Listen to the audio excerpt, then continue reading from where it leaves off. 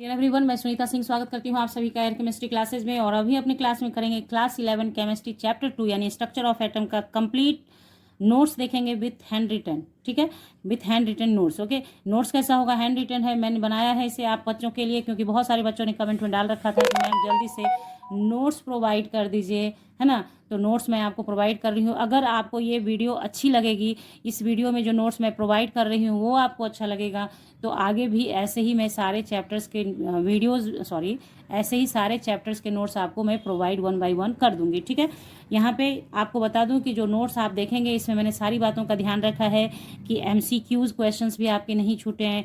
Atomic structure के अंदर MCQs रहे, वो भी बन जाए आपसे, प्लस शॉर्ट क्वेश्चंस जो आते हैं शॉर्ट आंसर्स वाले वो भी आप बना लें, और लॉन्ग क्वेश्चंस भी आप बना लें। इस तरीके से मैंने इसको मतलब तैयार किया है कि आपका कुछ भी नहीं छूटे। अगर आपने एक एक लाइन पढ़ा इस नोट्स को लेने के बाद तो आपका सारा हो जाएगा। तो यहाँ पे ये कंटेंट मैं आपको दिखाऊंगी कि क्या क्या इसमें आपको मिलेगा, क्या क्या पढ़ाऊंगी मैं आपको, जिससे आपको ये समझ में आएगा कि ये आपके लिए कितना यूजफुल होगा। आपने इस पूरे नोट्स को पढ़ लिया तो आपको एटॉमिक स्ट्रक्चर बुक्स पढ़ने की ज़रूरत नहीं होगी। आप एग्जामिनेशन में अच्छा स्कोर कर लोगे इस नोट्स के थ्रू, कहीं कोई, लेकिन बशर्ते कि पूरा पढ़ोगे। ऐसा नहीं कि इस नोट्स को भी आप ऊपर ऊपर से पढ़ लोगे तो काम नहीं चलेगा, पूरा पढ़ना होगा तब होगा। ठीक है, तो यहाँ पे ये है। और इस नोट बाई 1 तो देखिए स्टार्ट करेंगे हम एटम से पढ़ना, क्योंकि स्ट्रक्चर ऑफ एटम पढ़ना है तो थोड़ा तो एटम के बारे में पता होना चाहिए। आप लोगों को पता ही होगा, बट उसके बावजूद चूंकि मैं एक नोट्स प्रोवाइड कर रही हूँ तो उसका एक सीक्वेंस होता है, एक तरीका होता है। तो एटम से हम लोग स्टार्ट करेंगे। तो एटम स्टार्ट करेंगे, सब एटॉमिक पार्टिकल जानेंगे, डिस्कवरी ऑफ इलेक्ट्रॉन जानेंगे, प्रॉपर्टीज ऑफ कैथोड रेज जानेंगे, चार्ज टू मास रेशियो जानेंगे, डिस्कवरी ऑफ एनोड रेज जानेंगे, प्रॉपर्टीज ऑफ एनोड रेज जानेंगे, discovery of neutron, Millikan oil drop experiment पढ़ेंगे, थॉमसन मॉडल ऑफ एटम पढ़ेंगे।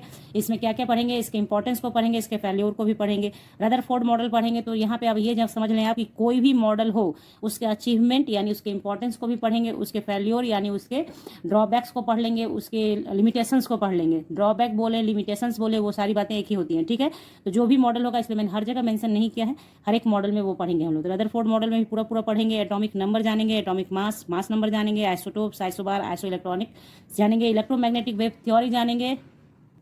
उसके बाद कैरेक्टरिस्टिक ऑफ वेव जानेंगे, वेरी वेरी इंपॉर्टेंट है। ब्लैक बॉडी रेडिएशन समझेंगे, फोटो इलेक्ट्रिक इफेक्ट भी समझेंगे। तो यहाँ तक आपने देखा कि 18 कंटेंट में आपको 18 नंबर दिख गया। ठीक है, उसके बाद प्लांक्स थ्योरी पढ़ेंगे, बोर्स मॉडल पढ़ेंगे, इसके अंदर भी सारी चीज़ें पढ़ेंगे हम लोग। स्पेक्ट्रा पढ़ेंगे, line spectrum of hydrogen atom very important है। और इस सिलेबस पहले सिलेबस से इसको हटाया गया था सीबीएसई के लिए, लेकिन अब नहीं हटाया गया है, इसलिए इसे आपको पढ़ना है। डुअल बिहेवियर ऑफ मैटर पढ़ेंगे, जिसमें डी ब्रॉगली इक्वेशन आ जाएगा। हाइजेनबर्ग अनसर्टिनिटी प्रिंसिपल पढ़ेंगे, क्वांटम नंबर्स पढ़ेंगे, शेप ऑफ एटॉमिक ऑर्बिटल्स पढ़ेंगे, और लास्ट में पढ़ेंगे इलेक्ट्रॉनिक कॉन्फिग्रेशन, जिसके अंतर्गत हम लोग पढ़ेंगे Aufbau principle, Pauli exclusion principle, Hund's rule of maximum multiplicity. समझ गए? यानी 26 कंटेंट नंबर 26 है इसमें, यानी आपको 26 टॉपिक्स मैं बताऊंगी, जिससे आपका पूरा का पूरा एटॉमिक स्ट्रक्चर कंप्लीट हो जाएगा। ठीक है, और यहाँ पे जो मैंने आपको कंटेंट पहले दिखाया है 2 मिनट का समय लेकर, इसलिए क्योंकि इससे आपको ये पता चल जाएगा कि आप क्या देखना चाहते हैं और क्या इसमें है या नहीं है। ये सारी बातें आपको स्टार्ट यहाँ पे देखिए मैं आपको बताऊंगी जल्दी जल्दी, इसलिए क्योंकि पहले भी मैंने आपको एटम्स पढ़ाया हुआ है। तो यहाँ एक नोट्स के रूप में इसे मैं बताऊंगी आपको, और जहाँ जरूरत होगी वहाँ पे थोड़ा बहुत ब्रीफ भी करती चली जाऊंगी। जैसे देखिए एटम का मतलब है, ये वर्ड जो डिराइव किया गया है ये आपके एनसीईआरटी बुक में लिखा है, उसी को लिखिएगा, इधर उधर से नहीं लिखेंगे हम लोग।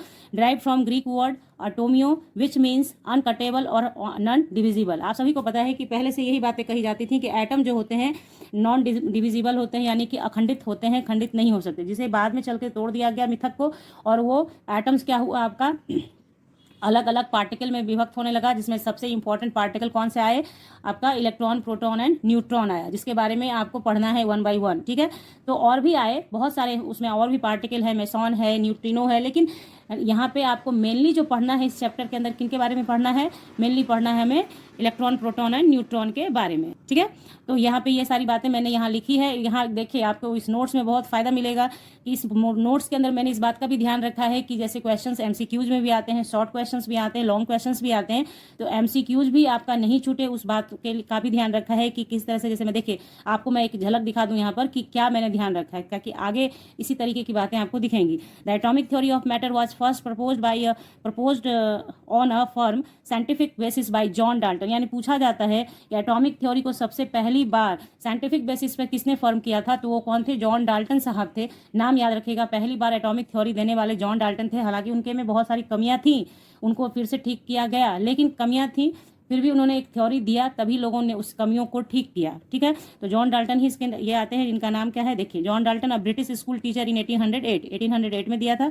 और ये क्या थे, एक ब्रिटिश स्कूल टीचर थे। हालांकि ये सब नहीं पूछता है, सिर्फ ये याद रखिए कि जॉन डाल्टन ही पहले थे जिन्होंने साइंटिफिक फॉर्म में एटॉमिक थ्योरी को बताया। His theory called Dalton's atomic theory regarded the atom as the ultimate particles of matter. इन्होंने कहा था कि एटम जो है वो अल्टीमेट पार्टिकल ऑफ मैटर है। मैटर का सबसे छोटा पार्टिकल क्या है, एटम है, मतलब अल्टीमेट पार्टिकल है। ठीक है, लेकिन इन्होंने ही कहा था कि ये जो होता है नॉन डिविजिबल है, एटम डिविजिबल नहीं होता है। तो इसी चीज़ों को आगे चल के डिविजिबल किया गया। There are three sub particles, proton, electrons and neutron. Some other भी मैंने यहाँ मेंशन किया है ताकि आपको नॉलेज में रहे। कहीं आप ऐसा नहीं हो कि कोई आपसे पूछे तो आप सिर्फ कहें कि भैया 3 ही पार्टिकल होता है, और झगड़ा जैसे होता है ना आपस में कि आप अड़ जाते हैं अपनी बातों पर कि नहीं हम तो मैंने तो पढ़ा है 3 ही पार्टिकल होता है, इलेक्ट्रॉन, प्रोटॉन, न्यूट्रॉन। तो वैसा नहीं होना चाहिए। आपके नॉलेज में ये भी होना चाहिए कि प्रोटॉन, इलेक्ट्रॉन एंड न्यूट्रॉन तो मेन होते हैं, बट पॉजिट्रॉन भी होता है, न्यूट्रिनो भी होता है, मेसॉन भी होता है। ये सारे पार्टिकल्स का खोज हुआ है। ठीक है, क्लियर, समझ गए। चलिए अब यहाँ देखिए, जो इलेक्ट्रॉन, प्रोटॉन और न्यूट्रॉन है, इनके लिए जो जरूरी बातें हैं आपको ध्यान में रखनी है, न्यूमेरिकल के लिए भी और एमसीक्यूज के लिए भी, वो मैंने यहाँ मेंशन किया है। नेम, सिंबल, एब्सोल्यूट चार्ज और रिलेटिव चार्ज, मास इन केजी। तो इलेक्ट्रॉन, प्रोटॉन का दे रखा है, ये आपको याद रखना होगा। ये सारी बातें लिखिए कॉपी पे और ध्यान रखिए। जैसे रिलेटिव चार्ज तो सभी को याद रहता है कि इलेक्ट्रॉन का -1 है और प्रोटॉन का +1 और न्यूट्रॉन का 0। और ये देखिए एब्सोल्यूट चार्ज का क्या है, 1.6022 × 10⁻⁹ कुलाम। याद रखिए, ये जो सी आप देख रहे हैं वो कुलाम के लिए है कि एब्सोल्यूट चार्ज इन कुलाम। ठीक है, ये मत पढ़िएगा ऐसे कि ये पर लिखा हुआ है, नहीं, एब्सोल्यूट चार्ज इन कुलाम है ये। तो ये जो है इसको एक को याद कर लीजिए। तो इलेक्ट्रॉन के लिए चूंकि निगेटिव होता है इसलिए निगेटिव लगा दिया, प्रोटॉन के लिए पॉजिटिव होता है तो पॉजिटिव लगा दिया। एक याद किया, दोनों हो गया। और न्यूट्रॉन का तो 0 होता ही होता है। बाकी बचाइए, इसको आप याद कर लेंगे कि ये मास, इलेक्ट्रॉन का मास क्या होता है, प्रोटॉन का क्या होता है और न्यूट्रॉन का क्या होता है। न्यूट्रॉन और प्रोटॉन का अप्रॉक्सीमेटली सेम होता है, इसलिए किसी एक को भी याद कर लेंगे, काम चल जाएगा। फिर इलेक्ट्रॉन का याद कर लीजिए। इतना आपको मैंने समझा दिया। ठीक है, अब जो जहाँ से एमसीक्यूज बनते हैं वो देख लीजिए। डिस्कवरर से एमसीक्यूज बनते हैं। इलेक्ट्रॉन के डिस्कवरर कौन है, जे थॉमसन है, और प्रोटॉन के रदरफोर्ड है, और न्यूट्रॉन के जेम्स चैडविक हैं। ठीक है, क्लियर। नाउ आगे अब देखिए, यहाँ पे मैंने जो भी कुछ लिखा है इसमें चलिए अब जल्दी से देखते हैं डिस्कवरी ऑफ इलेक्ट्रॉन। तो डिस्कवरी ऑफ इलेक्ट्रॉन के लिए जिस एक्सपेरिमेंट का यूज़ किया गया उसका नाम है डिस्चार्ज ट्यूब एक्सपेरिमेंट। याद रखिएगा, discovery of electron discharge tube experiment कहलाता है। और यहाँ पे सारी बातें मैंने लिखी हैं। इसको करने वाले थे क्रुक्स साहब। ठीक है, इस डिस्चार्ज ट्यूब को जो बनाया था उन्होंने क्रुक्स साहब ने बनाया था। ठीक है, तो इसमें क्या होता है, ये सारी बातें इसमें लिखी है कि डिस्चार्ज ट्यूब कैसा होता है। इसमें सबसे ज़्यादा जो इम्पोर्टेंट बात है समझने का वो ये होता है कि कैथोड, एनोड है और वैक्यूम पंप लगा रहता है ताकि इसमें प्रेशर को मैनेज किया जा सके।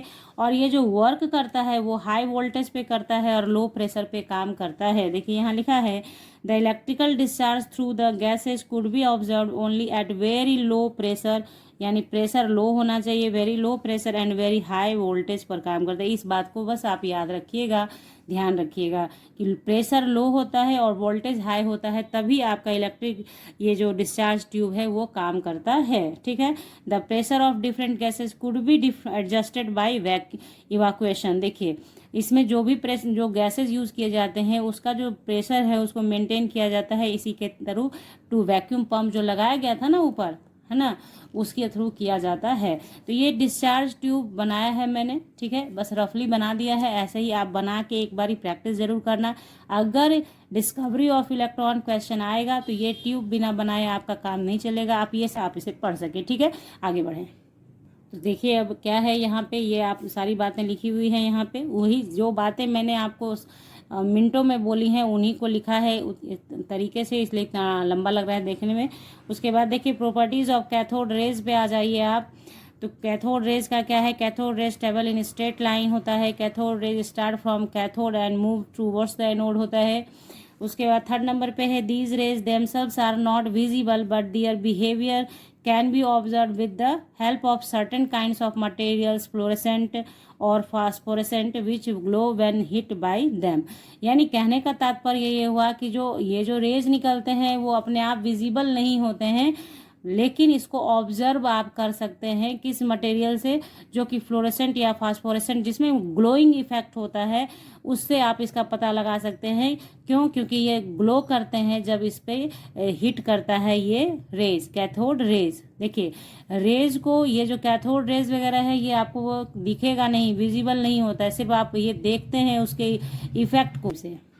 देखिए यहाँ पे एग्जाम्पल इसका है, television pictures tubes are cathode ray tube होता है। आपने देखा होगा कभी किसी टेलीविज़न बनाने वाले को जो रिपेयर करते हैं, तो आप देखिएगा ध्यान से, जब वो पीछे से खोलता है तो उसका जो शेप होता है आपके समझ में आएगा कि वो जो काम करता है वो क्या होता है, वो कैथोड रेज ट्यूब ही होता है। और उसी कैथोड रे, उसके टीवी ऑन करने पे जो आपको चमकता है, दिखता है पिक्चर्स, उसी की वजह से दिखता है। ठीक है। In the presence of electrical or magnetic field, the behavior of cathode rays are similar to that expected from negatively charged particles, suggesting that the cathode rays consisting negatively charged particle called electrons। अब देखो यहाँ पे यही question 2 number में आ जाएगा आपको लिखने के लिए कि कैसे आपको पता चलता है कि इलेक्ट्रॉन निगेटिवली चार्ज है, कैसे आप पता लगाते हो, है ना, कि निगेटिवली चार्ज है। तो आपको लिखना पड़ता है यही कि in the presence of electrical और magnetic field the behaviour of cathode rays are similar to that expected from negatively charge particle. जैसे निगेटिवली चार्ज पार्टिकल को जैसा बिहेव करना चाहिए, सेम एज बिहेव करता है आपका कैथोड रेज, इसलिए ये पता चलता है कि कैथोड रेज निगेटिवली चार्ज है, और इसी को हम लोग इलेक्ट्रॉन के नाम से भी जानते हैं। ठीक है, क्लियर। अब देखिए, the characteristic of cathode raise don't depend upon the material of electrodes and nature of gas present in the cathode rays tube. ये आपके एमसीक्यूज के लिए वेरी वेरी इंपॉर्टेंट हो जाता है कि कैथोड रेज का जो कैरेक्टरिस्टिक है, व्यवहार है, वो आपके मटेरियल ऑफ इलेक्ट्रोड्स पे डिपेंड नहीं करता है, और नेचर ऑफ गैस जो कि यूज़ किया गया कैथोड रे ट्यूब में, उस पर भी डिपेंड नहीं करता है। कैथोड रेज का जो बिहेवियर है वो इन दोनों बात पे नहीं डिपेंड करता है कि आपने कैसा इलेक्ट्रोड लिया है, किस मटेरियल का इलेक्ट्रोड लिया है, या कौन सा गैस यूज किया है। क्लियर। इतने सारे कैथोड रेज प्रॉपर्टीज थी। मैं यहाँ पे इतना ये सारी बातें इसलिए समझा रही हूँ कि ये मैंने अभी तक अपने चैनल पे नहीं पढ़ाया है, और बाकी जो आगे के टॉपिक्स होंगे वो एटॉमिक स्ट्रक्चर के आपको मैंने अलग अलग टॉपिक्स पढ़ा रखा है, तो वो बहुत टाइम ले लेके पढ़ाया है। तो अगर आपको बहुत डिटेल में समझने की ज़रूरत है तो आप उन वीडियोस पे जाएंगे जहाँ डिटेल में एक ही टॉपिक को पढ़ाया गया, तो फिर पूरा डिटेल में पढ़ाया गया।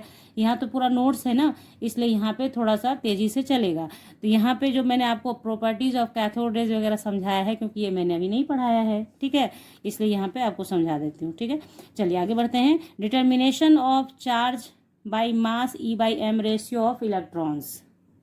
तो देखिए ये है E by m ratio for the first time experimentally determined charge by mass ratio called E by m ratio for the electrons.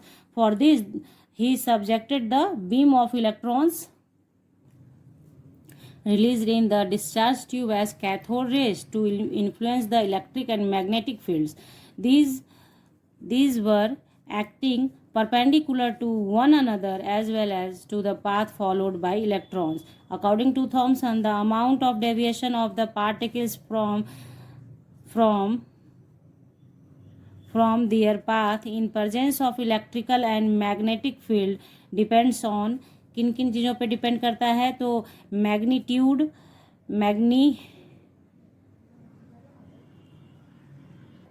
यहाँ पे आई लिख लीजिएगा, magnitude of negative charge on particle, दूसरा मास ऑफ पार्टिकल, तीसरा strength of magnetic field. देखिए ये picture है, ये आपके एनसीईआरटी बुक में भी है, आप वहाँ भी देख सकते हो, अदरवाइज यहाँ से देखोगे तो यहाँ पे देखो ये जो दिख रहा है ना पीछे की तरफ, ये क्या है, डिस्चार्ज ट्यूब है।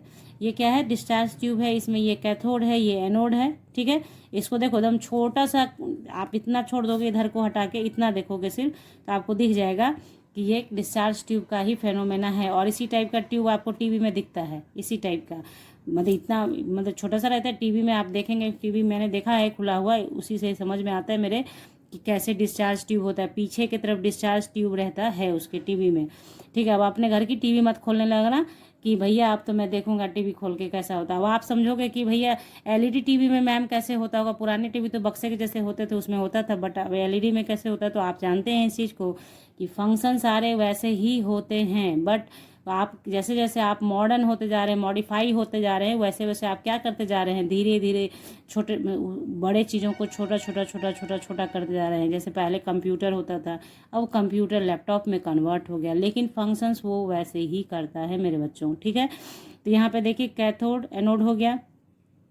इसी को कहा कि यहाँ से कैथोड रेज चला तो इसमें आपने क्या किया, मैग्नेटिक फील्ड डाल दिया और इलेक्ट्रिक फील्ड भी डाल दिया। तो आप देखेंगे कि क्या डिफ्लेक्शन होता है। पहले जैसे आपने क्या किया, यहाँ पे ABC जो दिखा रहा है ये फ्लोरेसेंट स्क्रीन है, ये देखिए, ये जो अभी चर्चा की जा रही थी पीछे कैथोड रेज के प्रॉपर्टीज़ में, ये फ्लोरेसेंट स्क्रीन डाला गया कि ताकि कैथोड रे जब हिट करेगा तो पता चलेगा कि ये किस पॉइंट पे किया, ये किस पॉइंट पे किया। तो जब आप दोनों फील्ड डाल देते हैं, दोनों इलेक्ट्रिक और मैग्नेटिक फील्ड, तो आपको दिखता है कि आपका जो ये रेज है ना वो परपेंडिकुलरली, मतलब अब चूंकि दोनों फील्ड एक जैसा बिहेव कर रहा है तो ये सीधा एज इट इज़ बी पे जाके अटैक करेगा। अगर आपने कोई एक फील्ड डाला है तो वो मान लीजिए कि आपने इलेक्ट्रिक फील्ड डाला तो ए पे किया, मैग्नेटिक फील्ड डाला तो बी सी पे किया, और जब दोनों फील्ड डाल दिया तो वो बी पे जाके अटैक करता है। ऐसे समझते हैं इसको पढ़ के, ठीक है। देखिए उन्हीं बातों को मैंने यहाँ लिख दिया है, आप इसको लिखना या नहीं भी लिखना, समझाने के लिए लिख दिया। When electric field is applied deviation from path take place, if only electric field is applied cathode rays strike at A. समझ में आ रही बात, यही लिखा है। If only magnetic field is applied cathode rays strike at C, in absence of any field तो क्या है, in absence of any field cathode rays strike at B. यानी अगर कोई फील्ड अप्लाई नहीं किया जाएगा तो कैथोड रेज कहाँ स्ट्राइक करेगा, बी पे करेगा, ठीक है ना। अगर आपने कोई एक फील्ड इलेक्ट्रिक फील्ड डाला तो ए पे गया, मैग्नेटिक फील्ड डाला तो सी पे गया, और कोई फील्ड नहीं डाला तो वो बी पे स्ट्राइक करता है, ठीक है। तो ये बात ध्यान में रखना है, ठीक है। By carrying out accurate measurement on the amount of deflection observe by the electron on the electric field strength और magnetic field strength, Thomson was able to determine the value of E/M ratio. इसमें आपको बहुत ज़्यादा कुछ नहीं करना, E/M लिखा और इसका वैल्यू आप याद कर लीजिए, ठीक है। क्योंकि आपने अभी जस्ट चार्ज देखा है, मैंने लिखा है आपको इलेक्ट्रॉन का चार्ज क्या था, मास कितना था, जब दोनों को डिवाइड करोगे तो कूलाम पर केजी आ जाएगा। वेयर ME क्या है, mass of electron in KG है, इसलिए मैंने यहाँ नहीं लिखा है, ठीक है, बार बार नहीं लिखा है। E बराबर हो गया magnitude of charge on the electron in coulomb, ठीक है। बस दोनों को डिवाइड किया, इतना आ गया, यही उन्होंने किया। अब डिस्कवरी ऑफ एनोड पे आ जाइए। डिस्कवरी ऑफ एनोड आप देखिए जस्ट उसी की तरह है, जैसे देखिए डिस्कवरी ऑफ एनोड रेज जानेंगे तो डिस्कवरी ऑफ एनोड रेज हुआ 1886 में, जिसे करने वाले थे गोल्डस्टीन। इन्होंने मॉडिफाई कर दिया डिस्चार्ज ट्यूब को। उसमें उन्होंने किया क्या, परफोरेटेड कैथोड रेज का इस्तेमाल, सॉरी कैथोड रेज नहीं, परफोरेटेड कैथोड का यूज़ किया।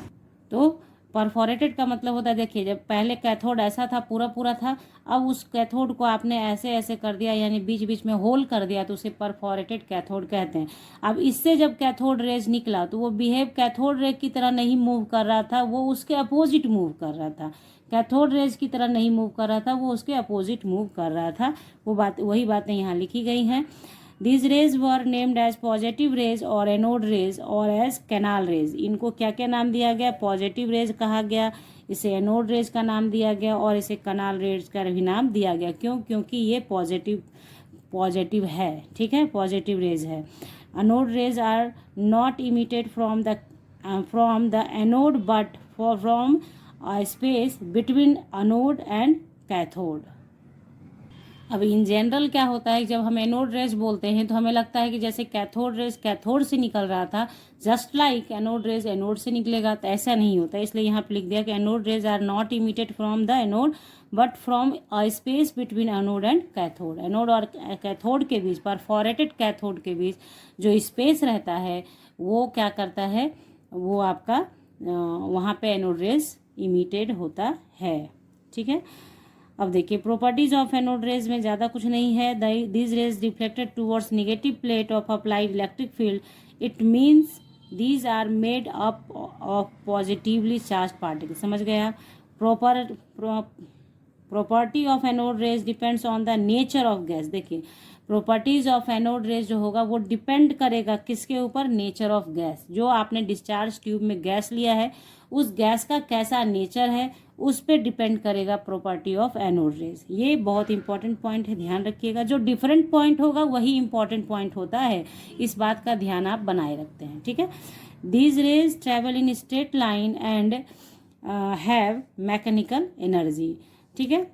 क्या होता है, स्ट्रेट लाइन में मूव करता है, ट्रेवल करता है, और and have mechanical energy. Discovery of neutron में ज़्यादा कुछ नहीं है, डिस्कवरी यहाँ पे आपका एनोड ख़त्म हो गया, और इसी एनोड रेज को का जो पार्टिकल है उसे प्रोटॉन का नाम दिया गया, क्योंकि ये पॉजिटिवली चार्ज है। इसी एनोड रेज में जब हाइड्रोजन का इस्तेमाल करते हैं गैस का, तो उसे हम लोग क्या कहते हैं, प्रोटॉन कहते हैं। जब यहाँ पे लिखा ना property of anode rays depends upon nature of gas, तो गैस के रूप में जब हाइड्रोजन यूज किया जाता है ना, तो वहाँ पे प्रोटॉन बनता है, ठीक है।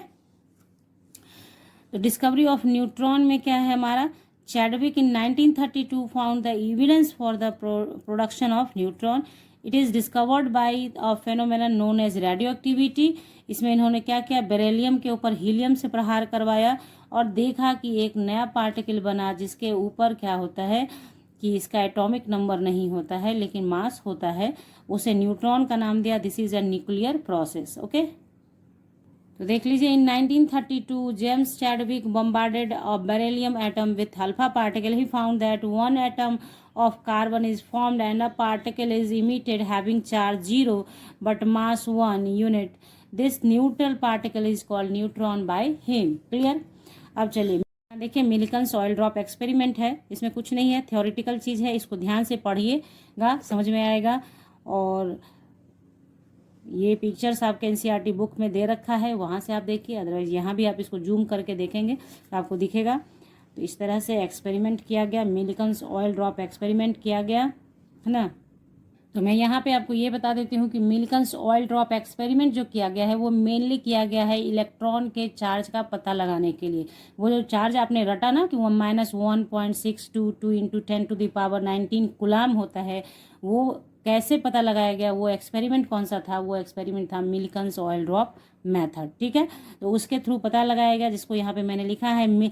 देखिए, Millikan's observed that the smallest charge found on them was -1.6 into 10⁻19 coulomb, and the magnitude of electrical charge Q on the droplets is always an integral multiple of the electrical charge.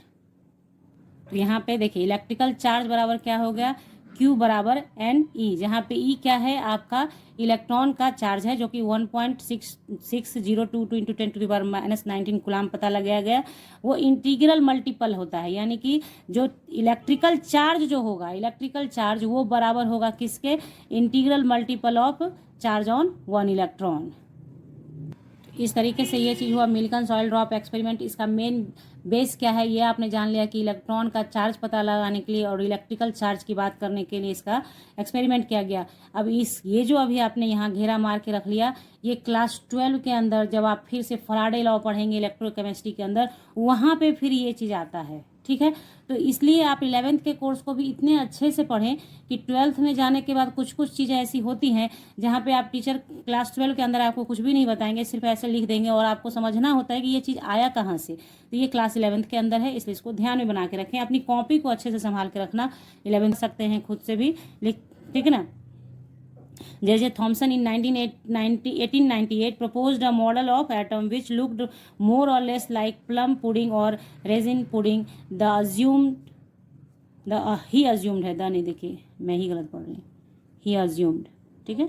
He assumed atom to be a spherical body in which electrons are unevenly distributed in a sphere having positive charge which balance the electrons charge. It is called plum pudding model. देखिए यहाँ पे Thompson model का बहुत use नहीं है, क्योंकि इन्होंने कहा कि अनइवेनली फैला होता है आपका इलेक्ट्रॉन, जैसे पूरा स्फेरिकल शेप होता है, इसमें अनइवेनली इलेक्ट्रॉन होता है और वो क्या करता है, पॉजिटिव और निगेटिव एक दूसरे को बैलेंस करता है। इसमें महत्वपूर्ण बात सिर्फ यही था कि उन्होंने ये कहा कि एक पॉजिटिव जो है वो निगेटिव पॉजिटिव एक दूसरे को बैलेंस करता है, और ये आज भी वैलिड है। यही एक इनका अचीवमेंट रहा।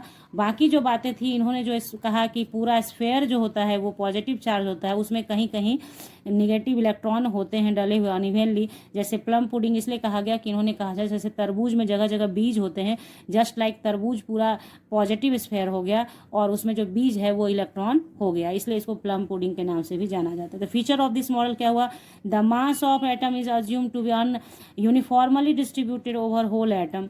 ठीक है, फेल्योर क्या हो गया, दिस मॉडल वॉज एबल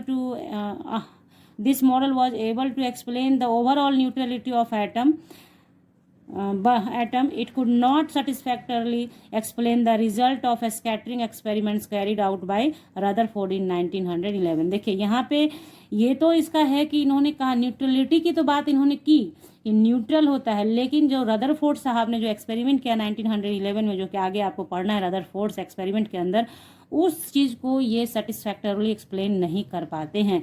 आप चाहें तो मैंने यहाँ फीचर्स जो लिखा है, आप देखो नोट्स का क्या स्मार्टनेस होता है वो समझिएगा। जब मैंने इसे लिखा तो सिर्फ फीचर्स में ये डाला, ठीक है। अगर आप चाहेंगे तो आप क्या कर सकते हैं, फीचर्स ऑफ दिस मॉडल ये किया और इसमें आप एक और ऐड कर सकते हैं कि इसने न्यूट्रलिटी की बात की, ये भी इसका फीचर्स ही है। यहाँ मैंने उस फीचर्स को बताते हुए इसकी कमी को बताया है, ठीक है।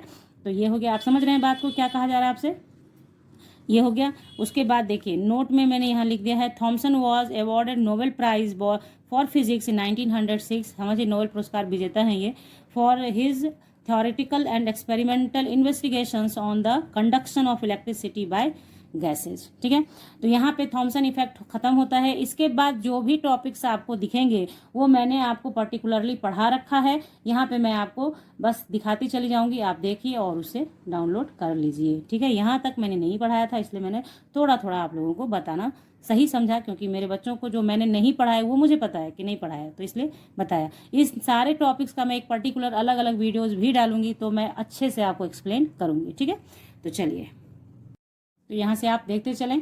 देखिए रदरफोर्ड मॉडल है, इसमें ये सारे पिक्चर्स मैंने लगाए हैं।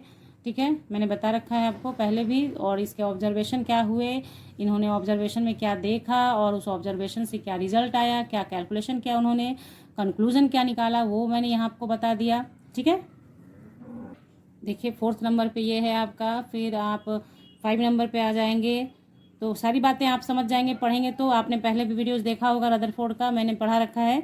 ठीक है, तो फिर ये सारा चीज़ हो गया आपका, इसके लिमिटेशंस को भी बताया है, ड्रॉबैक्स बताया है, और यहाँ पे मैंने जो ये प्लस बनाया था वो इस पर्पज़ से बनाया था कि मैं आपको ऐसे बता सकूँगी कि इस तरह का बात इन्होंने सोचा था, जो इनका बहुत बड़ा भूल था। ठीक है, ये हो गया। फिर ये सारी बातें देख लें, मेरी आदत है बहुत ज़्यादा एक्सप्लेन करने की, दैट्स वाई लंबे होते हैं वीडियो, तो ध्यान देंगे आप। ठीक है, ये तक हो गया। मैंने जितने भी एटॉमिक मॉडल्स थे उन सारे को एक ही जगह जमा कर दिया है आपको, यानी कि पहले थॉमसन मॉडल पढ़ा आपने, उसके बाद रदरफोर्ड मॉडल पढ़ लिया, बोर्स मॉडल भी यहीं पे पढ़ लीजिए। तो बोर्स मॉडल भी मैंने आपको दिखा दिया यहाँ पे, जैसे जैसे अच्छे से आपको लिखा है आप इसको लिखेंगे अपनी कॉपी पर, पढ़ेंगे और कोई मेहनत नहीं लगेगा। अगर आपको ये जो टॉपिक आपने देखा, मान लिया कि आपने इस नोट्स को लिखा, आपको नहीं कुछ समझ में आया, तो आप क्या करोगे, है ना। तो इसके लिए क्या करना कि बोर्स मॉडल मैंने पढ़ाया है एक अलग पर्टिकुलर वीडियो में, तो उस वीडियो को थोड़ा थोड़ा बढ़ा के भी देख लोगे तो बातें समझ में आ जाएगी। पढ़ा हुआ रहेगा, जैसे इसको पढ़ लिया तो पढ़ा हुआ तो दिमाग में है कि ये बातें मैंने पढ़ी है, देन वीडियो देखोगे तो बस बातें आपके समझ में, दिमाग में, जहन में उतरने लगती हैं। ठीक है, तो इस तरीके से यहाँ देखते जाइए। कोशिश यही है कि जल्दी से आपको नोट्स दिखा दिया जाए, नोट्स प्रोवाइड कर दिया जाए। देखते जाइए 7th नंबर पे ये है, और ये जो है ना, ये वो मेरा गलत हो गया था, तो इसको आप कट मार दिया है मैंने, आप भी कट मार देना। ठीक है, ऐसे, तो ये चीज़ है, कटा हुआ है ये, आपको जब ये नोट्स मिलेगा तो ये कटा हुआ ही दिखेगा, ऐसा नहीं है। ठीक है ना, ओके, चलिए आगे बढ़ते जाइए। अचीवमेंट ऑफ बोर्स थ्योरी पे आ चुके हैं हम। उसके बाद लिमिटेशंस ऑफ बोर्स मॉडल, देखिए इतना अच्छा मॉडल होने के बाद भी इसमें कुछ लिमिटेशंस हैं। इन्होंने भी कुछ चीज़ें ऐसी थी जिसका एक्सप्लेनेशन नहीं किया, जो आगे चल के दूसरे लोग करते हैं। ठीक है, ये हो गया, देखते जाइए। 5 यहाँ पे लिमिटेशंस मैंने आपको बता रखे हैं। फिर एटॉमिक नंबर है, जो कि आप लोग सभी जानते हैं, सभी को पता है एटॉमिक नंबर क्या होता है, नहीं पता है देखिए इसको समझिए। और ये मैंने आपको जो बातें कही हैं, बार बार बोलूँगी तो आपको होगा मैम तो पकाती हैं पूरी तरह से, इतना एक ही बात बोल के। ये सारी बातें मैंने आपको बहुत अच्छे से पढ़ाई हुई हैं, इसलिए यहाँ पे बस एक नोट्स के तौर पे से आप देख रहे हैं। ठीक है, देख लिया आपने, चलिए बस फटाफट से बढ़ेंगे। मास नंबर आ गया, मास नंबर को पढ़िए, देखिए मैंने आप लोगों के बहुत चीज़ों का ध्यान रखा है इसमें कि कलरफुल थोड़ा बनाया जाए इसे, तो वो भी किया है। बताइएगा आपको कैसा लगा, ज़रूर कमेंट कीजिएगा कि क्या मेरी कोशिश आपको अच्छी लगी। ऐसा नोट्स आपको और सारे चैप्टर, हाँ ये बात तो कहना भूल ही गई हूँ मैं कि और अगर सारे चैप्टर्स का इस तरह से आपको हैंड रिटन नोट्स चाहिए तो उसके लिए कमेंट सेक्शन में ज़रूर डालेंगे आप, ताकि आगे का मोटिवेशन बना रहे लिखने का, बनाने का वीडियो। ठीक है, जहाँ भी ओवर राइटिंग है उसको मैं इतना ज़्यादा ओवर राइटिंग किया है ताकि आपके समझ में आ जाए कि हाँ भैया यही लिखना चाह रही थी मैम। ठीक है, ये क्लियर हो गया आपको। यहाँ पे है इलेक्ट्रोमैग्नेटिक वेव थ्योरी, इसको भी मैंने आपको लिखा है, प्रोवाइड किया है। देखिए इसको, ठीक है ना, बस ये हो गया आपका। कैरेक्टरिस्टिक ऑफ वेव है, ये बहुत इंपॉर्टेंट है। मैंने कंटेंट के टाइम ही बोला था, इसमें आपको wavelength, frequency, wave number, velocity और एम्पलीट्यूड आता है। ये सारी चीज़ें मैंने यहाँ पे मेंशन की हैं, लिखी हैं, समझानी है लिख के कि आप समझ जाएंगे, आपको कोई परेशानी नहीं आएगी। मैंने इस बात का ध्यान रखा है लिखते वक्त कि चूँकि मैं नोट्स दूंगी आपको तो आपको दिक्कत नहीं हो, कोशिश ये की है। उसके बाद भी अगर कोई परेशानी होती है तो कमेंट सेक्शन में जरूर डालना बच्चों। ये पहला वीडियो है मेरा नोट्स की तरह से, तो आगे जो वीडियोज़ मैं डालूंगी उसमें वो कमियाँ नहीं रह जाएँ, इसकी कोशिश मैं करूँगी। ओके, यहाँ देखिए, in vacuum all types of electromagnetic radiation regardless of wavelength travel at the speed of light. ये स्पीड ऑफ लाइट याद रखिएगा, इसलिए क्योंकि एग्जाम में क्वेश्चन में बनाने को मिलता है। ठीक है, फिर इस तरह से इलेक्ट्रोमैग्नेटिक स्पेक्ट्रम हो गया, फिर आप बनाएंगे पिक्चर्स, ये याद रखिएगा थोड़ा थोड़ा, है ना। उसके बाद देखिए limitations of electromagnetic wave theory है, इसको पढ़ेंगे आप, आपके समझ में आ गया। जितने भी लिमिटेशंस हैं इन्हीं को अब आगे हम लोग पढ़ेंगे। ब्लैक बॉडी रेडिएशन पढ़ा आपने, उसके बाद आप पढ़ेंगे प्लांक्स क्वांटम थ्योरी, फिर उसके बाद हम लोग फोटो इलेक्ट्रिक इफेक्ट में आ जाएंगे। प्लांक्स क्वांटम थ्योरी के बिना फोटो इलेक्ट्रिक इफेक्ट नहीं पढ़ा जा सकता। देखिए ये फोटो इलेक्ट्रिक इफेक्ट है, इसको पढ़िए, बहुत इंपॉर्टेंट है, ध्यान से पढ़िएगा, आपको सारा पिक्चर्स के साथ है, आपको समझ में सब कुछ आ जाएगा, कोई दिक्कत नहीं आएगी। ऑब्जर्वेशन इन फोटो इलेक्ट्रिक इफेक्ट लिखेंगे हम लोग, क्या क्या ऑब्जर्व करते हैं फोटो इलेक्ट्रिक इफेक्ट करते वक्त। ठीक है, फिर है explanation of photo electric effect. मैं आपको इतना ही कहूँगी कि ये जो फोटो इलेक्ट्रिक इफेक्ट आप पढ़ रहे हैं इसको बहुत अच्छे से पढ़िए, इसके एक एक पॉइंट को जो भी मैंने घेराबंदी करके लिखा हुआ है इसको पढ़ के रखिए। इससे आप न्यूमेरिकल बनाते हैं, क्योंकि मैंने एटॉमिक स्ट्रक्चर का पूरा न्यूमेरिकल आपको पढ़ाया, आप देख सकते हैं कि ये ऐसे फॉर्मूलाज हैं, जैसे कैरेक्टरिस्टिक ऑफ वेव्स जो आपने पढ़ा उसमें बोर्स मॉडल का, और ये सब जो है ये सारे फॉर्मूला का इस्तेमाल होता है आपके न्यूमेरिकल बनाते समय। सभी एक ही में इस्तेमाल नहीं होता है, अलग अलग होता है, लेकिन इस्तेमाल तो होता है ना, इसलिए ये सब चीज़ याद होनी चाहिए, पता होना चाहिए इसे क्या कहते हैं, कब इस्तेमाल करते हैं, तो इसको पढ़िएगा बढ़िया से। ठीक है, और जो भी लगे आपको कमेंट सेक्शन में आके डालना बच्चों, पढ़ने के बाद डालना कि पढ़ लिया मैम, ये बातें नहीं समझ में आ रही है, ये कमियां हैं, तो मैं आपको बताऊंगी। ठीक है, तो ये हो गया, देख लीजिए। ठीक है ना, बस अब यहाँ से आप सिर्फ देखते जाएं। स्पेक्ट्रम है, प्रिज्म होता है, प्रिज्म में आपको ऐसे वाइट लाइट जाता है और वो फिर ऐसे आपको यहाँ पे एक स्क्रीन लगा रहता है, और इसका डिफ्लेक्शन से जो यहाँ पे 7 रंग बनेगा उसी को स्पेक्ट्रम कहा जाता है। 1 2 3 4 5 6 तो बन गया, एक और बना 7, यही स्पेक्ट्रम है। ठीक है, चलिए यहाँ पे देखिए स्पेक्ट्रम का टाइप्स बताया गया है। फिर emission spectrum, continuous spectrum, discontinuous spectrum, absorption spectrum, line spectrum of hydrogen, सबसे इम्पॉर्टेंट, वेरी वेरी इंपॉर्टेंट है ये आपके लिए। ठीक है, फिर explanation of hydrogen spectrum on the basis of Bohr's model. Bohr's model एकदम बहुत सिंपल वर्ड में लिखा है मैंने, आप पढ़ेंगे फटाक से आपको याद भी हो जाएगा और समझ में भी आ जाएगा। देखते जाइए, ये फॉर्मूला याद कर लीजिएगा आप ज़रूर से, ये वाला वेव नंबर और रेडबर्ग कांस्टेंट के साथ जो है इसका याद कीजिएगा, ये क्वेश्चन बनाने में इस्तेमाल होता है। ठीक है, उसके बाद यहाँ से ऑब्जेक्टिव क्वेश्चंस निकल कर आते हैं, लाइमन सीरीज, बाल्मर, पास्चन और ब्रैकेट फुंड। और इसमें मैं कुछ बताऊंगी आपको कि क्या करना है। यहाँ पे सब कुछ लिख दिया है कि N1 क्या है, N2 क्या है, और स्पेक्ट्रल रीजन किस में ये विजिबल होता है उसके लिए। ठीक है, आपको लिखना आ जाए, अगर आपको लिखना आ जाए कि कैसे लिखना है तो देखिए, एक मैंने लिख के आपको बता दिया। लाइमन सीरीज को मैंने लिखा, when an electron jumps from any higher orbit to first orbit, Lyman series of lines are formed in ultraviolet region of light. उसी तरह से बाल्मर का कोई लिखेगा तो क्या लिखेगा, when an electron jumps from any higher orbit to second orbit, मतलब हायर ऑर्बिट का कुछ लिमिटेशन नहीं है, सिर्फ जंप करके जहां आएगा उसका लिमिटेशन होता है। यहाँ पे लाइमन में क्या हुआ, किसी भी हायर ऑर्बिट से फर्स्ट में आना है, यहाँ पे क्या होगा, किसी भी हायर ऑर्बिट से सेकंड में आना है, इसमें क्या होगा, किसी भी हायर ऑर्बिट से थर्ड में आना है, इसी तरीके से आना है। और किसमें विजिबल होगा उसको भी ध्यान में रखिए, अल्ट्रावायलेट में होगा, विजिबल में होगा, इंफ्रारेड। ईजी है, कोई मेहनत नहीं है, ये 3 तो इसी में हो गया। ठीक है, तो ये एक लिखने का मकसद सिर्फ यही है, क्योंकि आप नोट्स जब यहाँ से लेंगे तो आपको समझ में आएगा कि आप सोचेंगे कि लाइमन सीरीज तो लिखा मैम ने, बाकी तो लिखा ही नहीं। तो बस ये आपको सिखाने के लिए लिख दिया कि आप चाहो तो इन सबको इसी तरह से वर्ड दे सकते हो। समझ में आ गई बात? अब देखिए जीमेन इफेक्ट, स्टार्क इफेक्ट क्या होता है, when spectral line source is placed in magnetic field spectral line split up into sub line, this is known as Zeeman effect. यानी जो स्पेक्ट्रल लाइन बन रहा है अगर मैं उसमें आप क्या करेंगे, मैग्नेटिक फील्ड अप्लाई करेंगे तो वो स्पेक्ट्रल लाइन सब लाइन में डिवाइड हो जाएगा, तो इसे कहते हैं जीमेन इफेक्ट। और यही मैग्नेटिक फील्ड की जगह जब इलेक्ट्रिक फील्ड अप्लाई कर देते हैं तो उसे स्टार्क इफेक्ट कहते हैं। ठीक है, dual behaviour of de Broglie equation very very important है। इसमें आपको क्या किया जाता है, ये कहते हैं कि कोई भी जो मैटर है, जैसे जैसे यहाँ पे कहा कि अगर डी ब्रॉगली का कहना है कि मैटर की तरह ही आपके रेडिएशन का भी डुअल कैरेक्टर होता है, यानी कि वो आपका पार्टिकल नेचर भी दिखा सकता है और आपका वेव लाइक नेचर भी दिखा सकता है। तो पार्टिकल नेचर का एक्सप्लेनेशन होता है आपको आइंस्टीन थ्योरी के अकॉर्डिंग, और वेव नेचर का होता है प्लांक्स थ्योरी के बाद से। ठीक है, तो यही इन्होंने कहा कि बस जैसे मैटर है ना, जिसका दो तरह का बिहेवियर हो सकता है, वैसे ही रेडिएशन जो वेव है उनके भी डुअल कैरेक्टर हो सकते हैं, जिसमें पार्टिकल और वेव नेचर दोनों हो सकता है। यहाँ पे वेव नेचर प्लांक्स थ्योरी के हिसाब से एनर्जी क्या हो जाएगा, E = h न्यू। उसी तरह से पार्टिकल नेचर के लिए यहाँ मैंने फिर से प्लांक्स थ्योरी लिख दिया था, इसे कट किया है और आइंस्टीन रिलेशन लिखा है। आइंस्टीन साहब ही पार्टिकल नेचर के बारे में बोलते हैं, उसके एनर्जी के बारे में। तो E = mc² हुआ।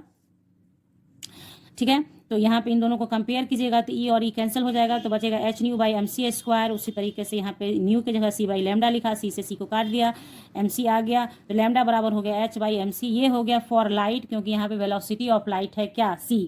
अब इसी c को v में कन्वर्ट कर दीजिएगा तो ये किसी भी ये के लिए काम करेगा, वेलोसिटी ऑफ लाइट को छोड़ के किसी और मैटर के लिए भी, अदर मैटर के लिए भी काम करने लगेगा। तो अदर मैटर के लिए हो गया lambda by h by m भी, और एम भी क्या होता है, मोमेंटम होता है, मास इंटू वेलोसिटी, इसलिए हम लैम्डा h बाई p लिख सकते हैं। क्यों, क्योंकि एम भी बराबर p होता है, मोमेंटम होता है। और इसी रिलेशन को कहते हैं क्या, de Broglie equation. Okay, clear, बहुत इंपॉर्टेंट इक्वेशन है, ध्यान रखिएगा इसका। अब यहाँ हाइजेनबर्ग अनसर्टेनिटी प्रिंसिपल, ये एग्जामिनेशन के अंदर अगर आता है तो आप कैसे लिखोगे, ये है यहाँ पे। ठीक है, समझाया तो मैंने आपको, बहुत टाइम लेके है इसको एक वीडियो में, हाइजेनबर्ग अनसर्टेनिटी प्रिंसिपल। कोशिश करूंगी वो प्लेलिस्ट जो मैंने एटॉमिक स्ट्रक्चर जो भी पढ़ाया है उसका प्लेलिस्ट का लिंक दे दूंगी डिस्क्रिप्शन बॉक्स में, वो देख लेना आप लोग। यहाँ से देखो क्वांटम नंबर का बारी आ जाता है। क्वांटम नंबर 4 तरह के होते हैं। ठीक है, प्रिंसिपल, एजीमुथल, मैग्नेटिक और स्पिन क्वांटम नंबर। अब मैं आपको बता देती हूँ कि प्रिंसिपल क्वांटम नंबर एक्चुअल काम करता है ऑर्बिट के ऊपर, यानी नंबर ऑफ ऑर्बिट की बात करता है, रेडियस की बात करता है और एनर्जी की भी बात करता है। और मैक्सिमम नंबर ऑफ इलेक्ट्रॉन किसी भी सेल में कितना होगा वो भी बताता है, क्योंकि उसके बराबर आपका जो बोर्स मॉडल जब आप पढ़ेंगे वहाँ पे लिखा गया है maximum number of electron in orbit क्या होता है, इन एन ऑर्बिट 2n²। ठीक है, 2n², जहाँ n क्या है, ऑर्बिट की संख्या है। अगर 1 लिखेंगे तो यहाँ पे कितना हो जाएगा, 2 हो जाएगा। 2 लिखेंगे तो 2 दूनी 4 दूनी 8 हो जाएगा, ऐसे होता है। ठीक है, तो यहाँ पे n बराबर 1 2 3 4 है, 0 नहीं होता है। ठीक है, नेचुरल नंबर ही होता है। फिर एजीमुथल क्वांटम नंबर काम करता है सबसेल पे, सबसेल के लिए काम करता है एजीमुथल क्वांटम नंबर। तो देखिए यहाँ पे क्या है, किसी भी n के किसी भी वैल्यू के लिए, मेन जो आपको याद करना है, n के किसी भी वैल्यू के लिए l का वैल्यू 0 to n-1 होता है। जैसे n बराबर 1 किया तो l बराबर 0 हो जाएगा, n बराबर 2 करते हैं तो l बराबर क्या हो जाएगा, 0 से n-1 जाए तो 0 और 2 - 1 1 हो गया। एक मैं आपके सामने कर देती हूँ, n बराबर 3 तो l बराबर कितना, 0 1 2, वैल्यू बराबर ही होगा। देखिए यहाँ n बराबर 3 है तो यहाँ भी 1 2 3 हुआ, लेकिन जो मतलब क्वांटिटी होगा उसका, वो आपका क्या होगा, नंबर आपका सेम होगा, लेकिन ये एक कम होगा वैल्यू में, है ना। यहाँ पे जैसे ये 3 है तो 1 2 3 ही होगा, लेकिन यहाँ वैल्यू जो हुआ 2 हो गया। ठीक है, इस तरीके से। तो ये हो गया आपका। और यहाँ पे एक चीज़ लिख देती हूँ मैं आपको, मैंने पहले पढ़ाया हुआ है, इसलिए l बराबर 0 s सबसेल के लिए होता है। मैंने क्वांटम नंबर बहुत डिटेल में पढ़ाया है आपको। l बराबर 0, l बराबर 1 होता है p सबसेल के लिए, l बराबर 2 होता है d सबसेल के लिए, और l बराबर 3 होता है f सबसेल के लिए। ठीक है, क्लियर। यहाँ देख लीजिए मैग्नेटिक क्वांटम नंबर आ गया। मैग्नेटिक क्वांटम नंबर काम करता है ओरिएंटेशन ऑफ ऑर्बिटल, यानी ऑर्बिटल का ओरिएंटेशन कैसा होगा उसके लिए काम करता है कौन, मैग्नेटिक क्वांटम नंबर। इसलिए इसका जो भी वैल्यू है वो l पे डिपेंड करता है। किसी भी l के वैल्यू के लिए m बराबर होता है -L2 + L भाया 0। ठीक है, तो यहाँ पे देखिए l बराबर 0 तो m बराबर 0 ही रह जाएगा सिर्फ, लेकिन जब l बराबर 1 होगा तो m बराबर क्या हो जाएगा, -1, क्योंकि l बराबर 1 तो -L से +L तो -1 0 +L। उसी तरह से L2 रहेगा तो m बराबर -2 -1 0 +1 +2। यहाँ -L2 +L का मतलब ये नहीं है कि यहाँ -2 लिखना जंप करके +2 लिख देना, ऐसा नहीं, भाया 0 यहाँ पे आप कर सकते हैं, भाया 0। ठीक है, तो 0 होते हुए गुजरना है आपको, तो इस तरीके से हो जाता है आपका। उसके बाद बारी आती है, ये जो आपने देखा ये पी के लिए है, ये डी के लिए है। 5 ऑर्बिटल होता है ना डी में, उस तरह वो एस के लिए। इलेक्ट्रॉन स्पिन क्वांटम नंबर किस पे काम करता है, इलेक्ट्रॉन के स्पिन पे काम करता है, यानी दो तरह का होता है, एक प्लस वैल्यू एक माइनस वैल्यू होता है। वैल्यू भी याद होना चाहिए, plus half minus half, clockwise direction anti clockwise direction, और किसी भी एक ऑर्बिटल में मैक्सिमम 2 इलेक्ट्रॉन्स हो सकते हैं, इन डिफरेंट स्पिन ही होने चाहिए, दोनों का स्पिन उल्टा होना चाहिए, नहीं तो वो एक दूसरे के साथ रह ही नहीं सकेंगे। तो यही हुआ आपका इलेक्ट्रॉन स्पिन क्वांटम नंबर। तो यहाँ पे चारों क्वांटम नंबर कैसे काम कर रहा था, प्रिंसिपल क्वांटम नंबर ऑर्बिट के लिए, एजीमुथल सबसेल के लिए, और मैग्नेटिक और वाइटल के ओरिएंटेशन के लिए, और इलेक्ट्रॉन के स्पिन के लिए आपका spin quantum number. Okay clear. अब बारी आती है शेप ऑफ एटॉमिक ऑर्बिटल की। तो सबसे पहले एस सबसेल देखेंगे, एस ऑर्बिटल देखेंगे। तो एस ऑर्बिटल स्फेरिकल होता है, जिसके लिए एल का वैल्यू 0, एम का वैल्यू भी 0 है ना, एल बराबर 0 एम बराबर 0 होता है। और इसमें क्या होता है कि ये तीनों एक्सिस पे रहेगा। देखिए the S orbital with only one orientation has spherical shape with uniform electron density along 3 axis, ठीक है। शेप ऑफ पी ऑर्बिटल क्या हुआ, इसके लिए क्या होता है, p orbital are present in p subshell. ये देखिए, ये समझिए, पी ऑर्बिटल किस में होता है, पी सबसेल में होता है। मतलब ऑर्बिट सबसे बड़ा, उससे छोटा सबसेल, और उससे भी छोटा ऑर्बिटल, सबसेल में होता है ऑर्बिटल, ठीक है, सबसेल के अंदर ऑर्बिटल होता है। तो p orbital are present in p subshell for which l बराबर 1, यानी azimuthal quantum number 1, and m बराबर कितना हो गया, तो -1 0 +1। तो 3 ऑर्बिटल होता है ना पी के अंदर, पी जब भी आप पी लिखते हैं, पी ऑर्बिटल, तो आप 3 ऑर्बिटल बनाते हैं, 1 2 3, जिसमें एक पी एक्स होता है, एक पी वाई होता है, एक पी जेड होता है। तो उसी चीज़ों को यहाँ पे मेंशन करा है। The general shape of P orbital is dumbbell की तरह होता है, जिसमें दो जो होते हैं वो लूप्स होते हैं। तो इस तरह से मैंने यहाँ पी एक्स पी वाई और पी जेड बनाया है, एक्स एक्सिस पे बनाया पी एक्स, वाई एक्सिस पे बनाया पी वाई, जेड एक्सिस पे बनाया तो पी जेड। क्लियर। अब बारी आती है शेप ऑफ डी ऑर्बिटल्स की। तो शेप ऑफ डी ऑर्बिटल्स के लिए फिर उसी तरह से लिखा है कि एल डी ऑर्बिटल प्रेजेंट होता है डी सबसेल में, और एल बराबर 2 होता है, एम बराबर -2 से +2 तक होता है। This means that there are 5 orientation leading to 5 different orbitals. D orbitals are of 5 types से याद रखिए हमेशा, ये 5 तरह का डी ऑर्बिटल होता है आपके पास, ठीक है, इसको याद रखना है आपने, ठीक है। और यहाँ पे मैंने उसका फिगर बनाया है, फिगर आपके समझ में आएगा, ठीक है, आपके बुक में भी बना हुआ है, और आपके बुक में इस तरीके से बनाया हुआ है, यहाँ पे जो मैंने आपको दिखाया है, ठीक है, इस तरीके से बना है। तो ये बनाना भी आना चाहिए आपको कि कैसे आपको बनाना है, ठीक है। ये आप यहाँ लिख सकते हैं कि जो जैसे पी का डम्बल होता है ना, इसका कैसा होता है, डबल डम्बल होता है, डबल डम्बल, ठीक है, डबल डम्बल हो गया, एक दो डबल डम्बल इसको बोलते हैं। और एफ ऑर्बिटल का अभी तक किसी को शेप पता नहीं चला है, इसलिए हम लोग उसके बारे में अभी नहीं पढ़ेंगे, ठीक है। अब आइए लास्ट है इलेक्ट्रॉनिक कॉन्फ़िगरेशन। तो arrangement of electrons in orbit कैसे होगा, सबसेल कैसे होगा, ऑर्बिटल कैसे होगा, इसी का नाम है इलेक्ट्रॉनिक कॉन्फ़िगरेशन। और इसके अंतर्गत 3 रूल्स आते हैं। आबो प्रिंसिपल, ये सबसेल के लिए काम करता है। पॉली एक्सक्लूजन प्रिंसिपल, ये आपका थोड़ा रिलेटेड टू क्वांटम नंबर्स होता है। हुंस रूल ऑफ मैक्सिमम मल्टीप्लिसिटी, तो ये आपका ऑर्बिटल के लिए काम करता है। तो देखिए आबो प्रिंसिपल तो वेरी इंपॉर्टेंट है, आपको याद होना चाहिए। तो आबो एक जर्मन वर्ड है, एक जनरल जर्मन वर्ड है, जिसका मतलब होता है बिल्डिंग अप, यानी कि इलेक्ट्रॉन का कैसे फीलिंग होगा, इसी को करना है यहाँ पे, ठीक है।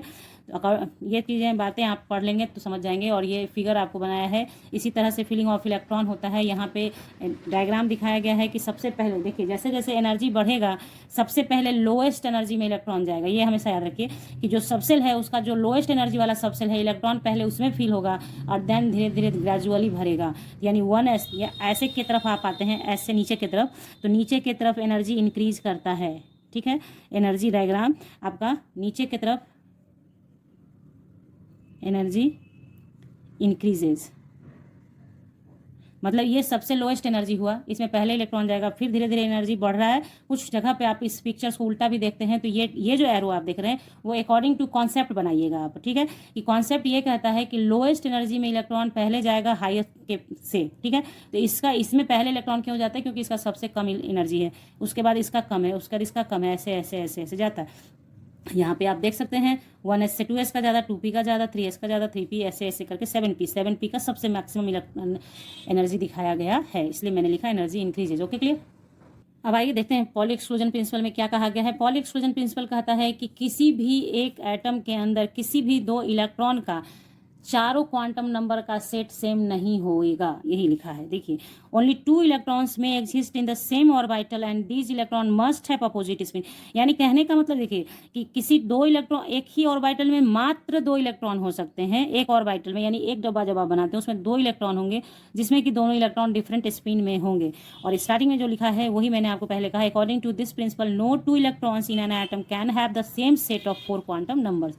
यानी किसी भी एटम्स के अंदर 2 इलेक्ट्रॉन का same set of 4 quantum numbers नहीं होगा, यानी 3 सेम होगा तो चौथा मस्ट भी डिफरेंट होगा, नहीं कुछ तो स्पिन क्वांटम नंबर डिफरेंट हो जाएगा। ठीक है, तो ये बस यही है पॉली एक्सक्लूजन प्रिंसिपल। समझ में आ रही है बात? ठीक है, मैंने पढ़ाया है ये सब, पर्टिकुलरली पढ़ाया हुआ है ना, इसलिए अभी उतना टाइम आपका नहीं ये कर रही हूँ, क्योंकि मुझे ये लग रहा है कि आपको, मान लीजिए जिन बच्चों को पता है वो पता है, अगर आपको लगता है कि मुझे हुन्स रूल पढ़ना है तो आप सर्च कीजिए, या मैंने आपको कहा कि मैं प्लेलिस्ट दे दूंगी आपको, वहाँ हुन्स रूल मैंने बहुत अच्छे से पढ़ा है, तो फिर उसी की तरह यहाँ नहीं पढ़ा सकती हूँ। यहाँ अगर उस तरीके से पढ़ाऊंगी तो वीडियो 3 से 4 घंटे की बन जाएगी, उससे नीचे में नहीं जा सकता है। ठीक है, तो यहाँ पे Hund's rule of maximum multiplicity, according to this rule orbitals of same subshell are filled with electrons singly and then pairing will be started in opposite direction, यही बातें कही जाती हैं। ठीक है ना, तो देखिए यहाँ पे मैंने एग्जाम्पल लिया जिसमें यहाँ पे एसपीडीएफ से दिखाया, तो एसपीडीएफ नोटेशन आप समझ गए कि क्या हो गया मेरा, आप वो प्रिंसिपल हो गया, ऑर्बिटल मेरा हो गया ये हुन्स रूल के अकॉर्डिंग। और इलेक्ट्रॉन फिलिंग करेंगे तो पहले इसमें जैसे एक इलेक्ट्रॉन गया, फिर दूसरा चला गया, फिर इसमें ये 1s था, ये 2s होगा, इसमें भी 2 इलेक्ट्रॉन गया, उसके बाद यहाँ 5 इलेक्ट्रॉन पी में डालना है, ये PX हुआ, ये PY, ये PZ। तो पहले सिंगली फील्ड कीजिए एक एक करके, 3 हो गया, फिर 4, 5, ये एक अनपेयर्ड इलेक्ट्रॉन रह जाएगा, यही समझाने का मकसद था। ठीक है, और आपको जो पॉली एक्सक्लूजन साहब ने कहा उसको थोड़ा सा समझ लीजिए। अब देखिए, आप इसी में देखिए, इसी इलेक्ट्रॉन को अगर आप देखेंगे कि इस इलेक्ट्रॉन का 2 इलेक्ट्रॉन है ना, यहाँ पे ऐसे है, यहाँ है, तो इसका यहाँ पे ये आपका -½ होता है और ये आपका +½ होता है। ठीक ना, तो आप देखिए n क्वांटम नंबर n बराबर क्या हो गया 1, क्योंकि फर्स्ट ऑर्बिट में है। L बराबर हो गया 0, क्योंकि S सबसेल के लिए L कितना होता है 0, और जब L 0 होता है तो M भी 0 हो जाता है। और S बराबर यहाँ पे पहले इलेक्ट्रॉन के लिए +½ हुआ, उसी तरीके से इस सेकंड इलेक्ट्रॉन के लिए जब आप करेंगे इस इलेक्ट्रॉन के लिए, तो n बराबर कितना हो गया 1 रहेगा, L बराबर तो 0 ही रहेगा, M बराबर भी 0 रहेगा, क्योंकि ये तो बदला नहीं, सब कुछ सेम है, लेकिन क्या बदल गया, S बराबर -½ हो गया। तो यहाँ तक 3 सेट तो बराबर हो गया, लेकिन चौथा मस्ट भी डिफरेंट होगा। आप किसी का भी निकाल लो, इसका निकाल लो, इसका निकाल लो, इसका निकालो, एक एक इलेक्ट्रॉन का निकाल लो, एकदम से आप देखेंगे कि डिफरेंट होना ही होना है। इसमें भी क्या होगा, 3 सेम हो जाएगा, चौथा आपका डिफरेंट हो जाएगा स्पिन क्वांटम नंबर। तो यही बातें कही गई हैं, यहाँ पे बताई गई आपको। इस तरीके से हम लोगों ने कंप्लीट कर लिया है क्या, पूरा एटॉमिक स्ट्रक्चर का नोट्स। मैंने हर चीज़ का ध्यान बहुत अच्छे से रखा है। अगर कहीं कुछ प्रॉब्लम आपको हो तो फटाक से कमेंट कीजिएगा, और ताकि उसको मैं दूर कर सकूं, है ना। और आप मेरे पोस्ट पे भी कुछ दे सकते हैं कि मैम इस तरह के वीडियोस प्रोवाइड कीजिए, आपको कोई, उससे क्या होगा, मेरे तक वो बातें जल्दी से पहुंचेंगी। ठीक है ना, तो यहाँ पे जो कोशिश की है वो कोशिश कैसी लगी आपको क्या इससे फ़ायदा मिला, ये कमेंट में ज़रूर डालें। इस आशा के साथ, इस उम्मीद के साथ कि ये वीडियो आपके लिए बहुत हेल्पफुल हो, ये नोट्स आपके लिए वेरी वेरी हेल्पफुल हो। मिलेंगे आपसे नेक्स्ट क्लास में नेक्स्ट टॉपिक के साथ, तब तक के लिए bye, thank you, take care, have a nice day बच्चों।